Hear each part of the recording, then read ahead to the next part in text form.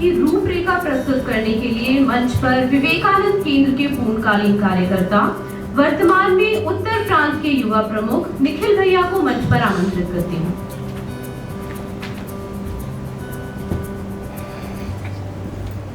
परम पूजनीय स्वामी जी महाराज, मोनिका दीदी, शिव कुमार जी, आदरणीय मानस जी, सभी बंधु एवं भगिनी, आप सभी को मेरा नमस्कार। Swami Vivekananda, the great yogi of 19th century, वो निर्भीक, निडर, ओजस्वी, तेजस्वी, वीर्यवान, पौरुषवान सन्यासी, जिसने सिर्फ और सिर्फ भारत में ही नहीं बल्कि पश्चिम के भी एक बड़े भूभाग में भारतीय संस्कृति का, जिसका मूल है द आइडिया ऑफ वननेस, भारतीय संस्कृति, हिंदू संस्कृति, सनातन संस्कृति एक ही है, अलग अलग सिनोनिम के तौर पर हम बोलते हैं, उसका बड़े स्तर पर प्रचार किया। दिनकर बड़ा सुंदर लिखते हैं स्वामी जी के बारे में। दिनकर कहते हैं कि स्वामी विवेकानंद का जो पहला पश्चिम का प्रवास रहा 3.5 वर्ष का, इतना प्रचार स्वामी विवेकानंद का कभी विश्व में नहीं हुआ जितना उन 3.5 वर्षों में हुआ। भगनी निवेदिता स्वामी विवेकानंद के बारे में कहती है कि the thought of India to Swami Vivekananda was like the air he breath. Swami Vivekananda के लिए भारत का विचार करना ऐसा था क्या जैसे श्वास लेना।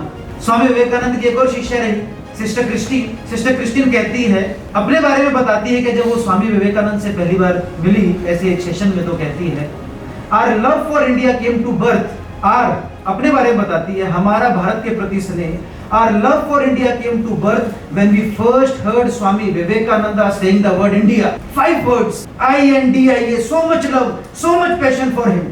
और वो सुनते में ही हमें भारत से स्नेह हो गया। स्वामी विवेकानंद जब पूरे भारत का भ्रमण कर कन्याकुमारी में पहुंचे, अपने लगभग 4 से 5 वर्ष के पूरे भारत के प्रवास के बाद, और फिर 25, 26, 27 दिसंबर 1892 को स्वामी जी उस शिला पर ध्यान करते हैं और बाद में अपने गुरु भाई को लिखते हैं, रामकृष्ण नंद को, that while sitting on the last rock of India, I hit upon a plan। क्या भारत की आखिरी शिलाखंड पर बैठकर मेरे मन में एक विचार आया, और विचार वही था कि इतना परम वैभवशाली भारत, और किस प्रकार से जब स्वामी जी गए उन्होंने देखा कि 1 करोड़ से ज्यादा ब्रिटिशर्स कभी भारत में रहे नहीं, लेकिन 30 करोड़ से ज्यादा भारतीयों के ऊपर उन्होंने एक लंबे समय तक राज किया। स्वामी जी इससे बहुत विचलित थे। वो सोचे पश्चिम में जाऊंगा, भारतीय संस्कृति का प्रचार पश्चिम में करूंगा। जैसे सिस्टर क्रिस्टीन लिखती है, millionaires and billionaires were happy to sit on his feet only to learn Shrimad Bhagavad Gita, only to learn Upanishads, only to learn Vedas. करोड़पति ब्रिटिशर्स और वेस्टर्नर्स स्वामी जी के चरणों में बैठे थे सिर्फ ये सुनने के। और फिर स्वामी जी जब वर्ल्ड पार्लियामेंट ऑफ रिलीजन्स में जाते हैं, अमेरिका को डिस्कवर हुए 400 वर्ष पूर्ण हुए थे, इसलिए वो मनाया गया था। और स्वामी जी जब वहां जाते हैं और मात्र अपने 5 शब्द जो हमने सब सुना है, my dear sisters and brothers of America, और इससे इसको विवेकानंद केंद्र क्यों इन 5 शब्दों को महत्वपूर्ण दे रहा है। और फिर ये स्पीचेस, वहां पर 6 स्पीचेस स्वामी जी ने कही वर्ल्ड पार्लियामेंट रिलीजन्स में।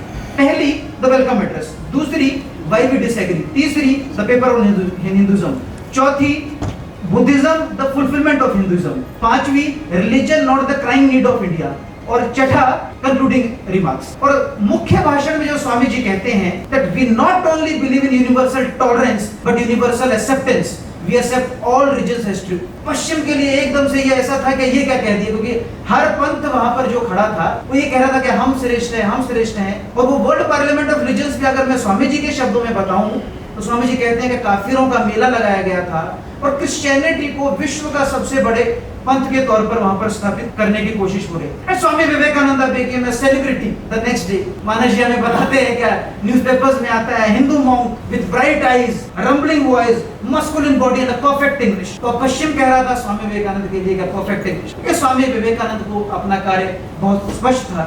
इसलिए जब वो वापस आते हैं तो 2 कार्य पे मुख्य ध्यान देते हैं, पहला शिक्षा और दूसरा संगठन। इसके माध्यम से हम देख रहे हैं स्वामी जी महाराज की, स्वामी जी के स्वयं के निर्मित संगठन रामकृष्ण मिशन, जो 1 मई 1897 में जो स्थापित हुआ। और दूसरा उन्होंने कहा कि शिक्षा को, जैसे हम ब्रॉडकास्ट करते हैं ना व्हाट्सएप मैसेज, स्वामी जी ने कहा कि शिक्षा को इस प्रकार से आप घर घर ब्रॉडकास्ट करें। एकनाथ जी ने ये विषय अपने जीवन में उतारा। माननीय Eknath ji Ranade, the founder of Vivekananda Kendra and Vivekananda rock memorial, उन्होंने इस विषय को उठाया और संगठन की स्थापना करी, विवेकानंद केंद्र कन्याकुमारी, एक आध्यात्मिक प्रेरित सेवा संगठन। विवेकानंद केंद्र Kanyakumari spiritual oriented service mission. क्या ऐसे नर और नारियां जो स्वामी जी का विचार लेकर एक आध्यात्मिक प्रेरणा के साथ इस राष्ट्र का कार्य करना चाहती है, वो इस कार्य से जुड़े। और आज हम देखते हैं कि विवेकानंद केंद्र की लगभग 252 से ज्यादा शाखाएं और लगभग हर प्रांत में आज विवेकानंद केंद्र का कार्य। स्वामी विवेकानंद बड़ा एक विशेष इस चीज को जब वो कहते हैं कि we not only believe in universal tolerance, universal acceptance, Swami ji इस पे जोर देते हुए कहते हैं hatred cannot conquer hatred, hatred cannot conquer hatred, materialism cannot conquer materialism. Armies, when they try to conquer armies, they only multiply in the brutes of humanities. Therefore spirituality must conquer spirituality, spirituality must conquer West. Therefore arise India, awake India and conquer the world with spirituality. यही स्वामी जी का इसी उपलक्ष्य को मनाने के लिए हम सब लोग यहाँ पर एकत्रित हैं।